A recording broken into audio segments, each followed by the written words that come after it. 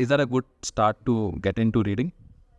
Self-help books. I mean, I must be the wrong person for you to ask this question because I'm not into self-help books at all. I do have one self-help book, which is Mary Kondo's The Art of Living. It's about decluttering and all of that, but it's still in the graphic narrative form. It's not Art of Living, right? I forget what it was called though. That's the only self-help book I have because I really thought, okay, fine, let's look at this because decluttering is one thing, I took in a lot of books I had, right? But I don't agree with her though, right? Because according to her, one of those aspects of decluttering is that, if you've not used it in 5 months or 2 months, right, then you don't need it. But these books are something I've not touched in maybe 2 years even for that matter. Because you read it, you keep it there.